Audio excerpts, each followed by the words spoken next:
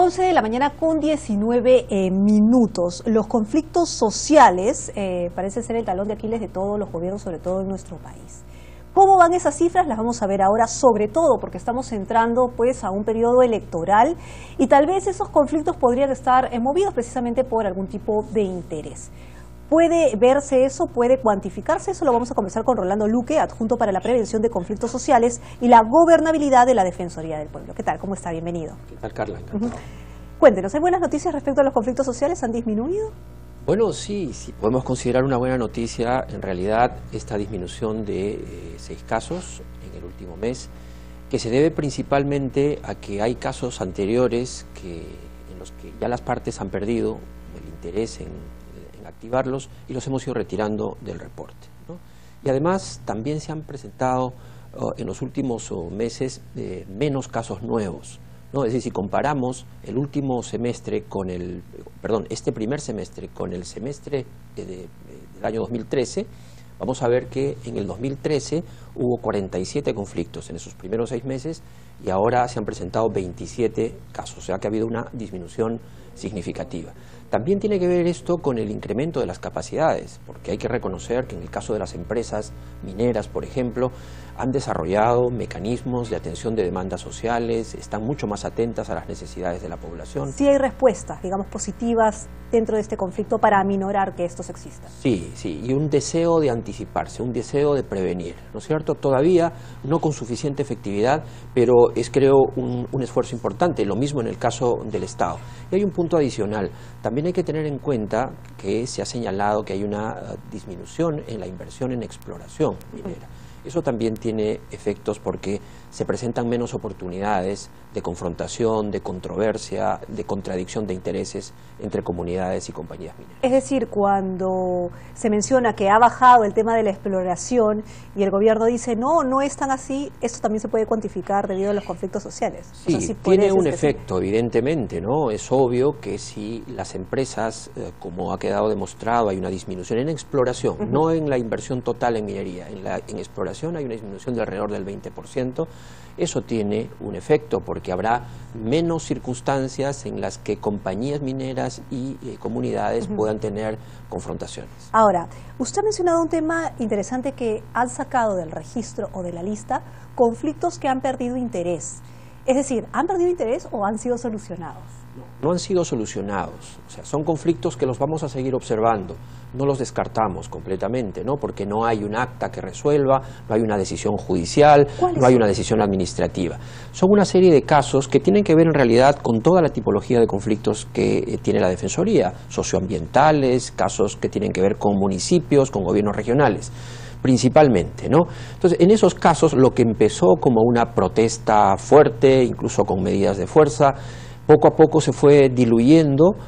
En algunos casos puede ser que se judicializan, en otros casos, si se trata de conflictos socioambientales por industrias extractivas, la compañía sale del lugar y ya no hay razón para el enfrentamiento, o cambian también la directiva de las comunidades, entonces hay una perspectiva nueva sobre el conflicto. ¿Hay algún caso representativo que se haya diluido o que haya quedado, digamos, relegado? Mire, representativo, porque en realidad son muchos, porque como venimos registrando la conflictividad desde el año 2004, a lo largo de todo este tiempo podemos hablar de más de 100 casos que han ido siendo retirados del registro, es decir, casos en los que evidentemente, hecha la verificación por parte de la Defensoría, conversando con ambas partes, nos dicen, bueno, en realidad hemos perdido ya el interés, no tenemos motivos para continuar con el conflicto por el momento, ¿no? Esta mañana tuvimos un enlace telefónico y vimos a unos pobladores de Puno bloqueando carreteras.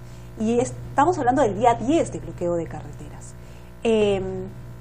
¿En qué medida se puede prevenir llegar a un día 10 para informar sobre este bloqueo y generar problemas precisamente en las carreteras y evitar que vayan en contra de la ley también, ¿no? Digamos, se lo digo en el marco de lo que menciona la ministra Ana Jara, de que no hay lobbies, que no hay intereses, que se escucha a todos. Pero si se escuchara a todos, no habría conflictos sociales, ¿no es cierto? Eso es lo que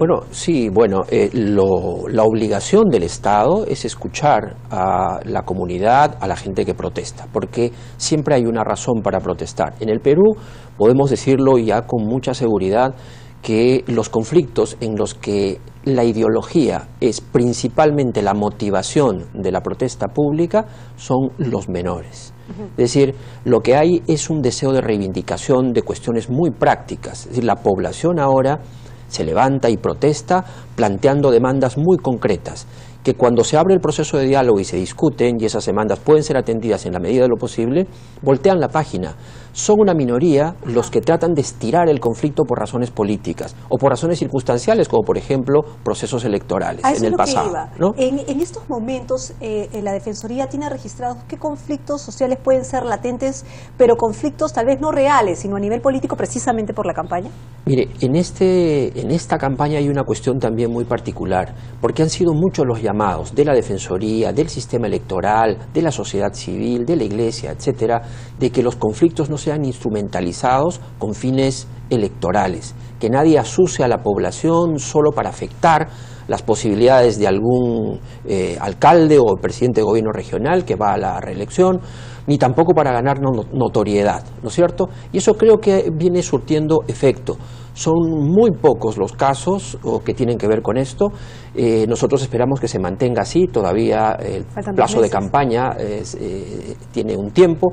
De manera que, eso sí, hay que tener cuidado en determinados lugares donde por sus antecedentes se pueden presentar algunas situaciones críticas. ¿Dónde, por ejemplo? ¿Qué lugares? Mire, en los lugares en los que hay minería ilegal y se puede influir fuertemente en la campaña, es decir, promover candidatos, o financiar campañas de oposición, recurriendo a medidas ilegales, amenazas a periodistas, amenazas ¿Loreto? A candidatos, en el caso de Puno, de Loreto, es decir, donde hay operaciones ilegales generalmente, que pueden ser minería ilegal, que puede ser narcotráfico, contrabando en las zonas de frontera, puede ser también tráfico ilegal de madera o tráfico de combustible. Esas zonas están mapeadas, ¿no es cierto? Y pueden ser identificadas y tomarse medidas al respecto. Esa data la han compartido con el Jurado Nacional de Elecciones, porque digamos, los últimos reportes del Jurado Nacional de Elecciones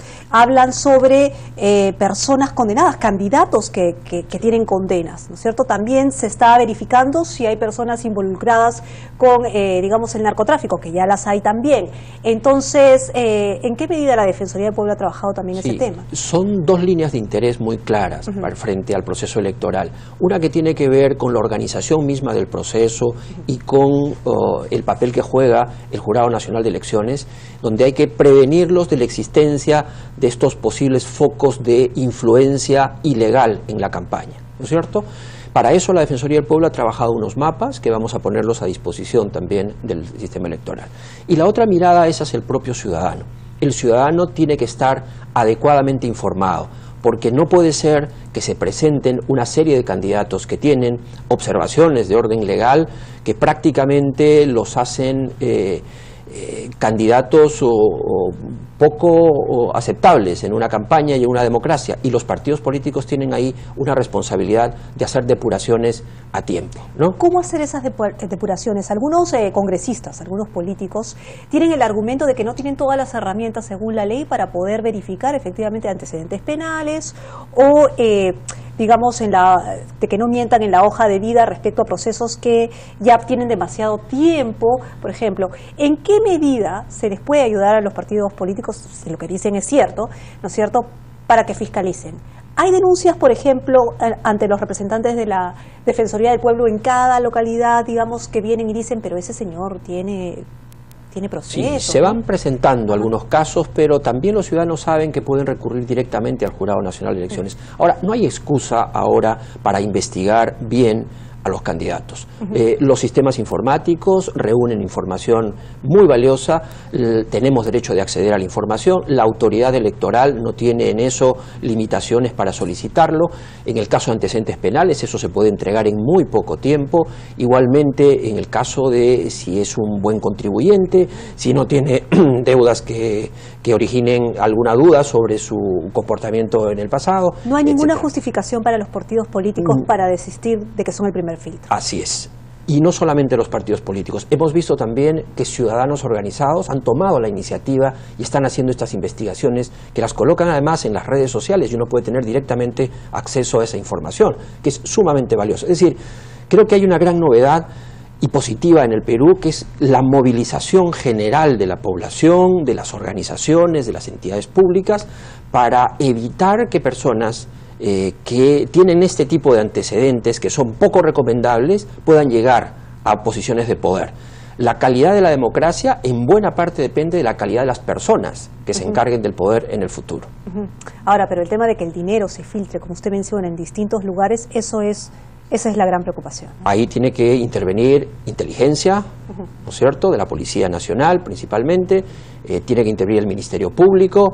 Es decir, son circunstancias donde si uno se pone atento, investiga, puede llegar a recoger evidencia suficiente y cortar a tiempo la participación de gente indeseable. ¿Para cuándo vamos a tener esos mapas si los podemos revisar? Sí, los podemos revisar la próxima semana. La próxima semana. Muy bien, muchísimas gracias por haber venido. Encantado. En directo, Rolando Luque, adjunto para la prevención de conflictos sociales y la gobernabilidad de la Defensoría de Pueblo. Interesante los datos. Para la próxima semana entonces sabremos cuáles son los lugares que se han mapeado y que podría haber riesgo de que se inserte en la política dinero tanto del narcotráfico, dinero ilegal en líneas generales, de la minería, de la tala de árboles, en sí, hay que estar bastante atentos. Hacemos una pausa, volvemos.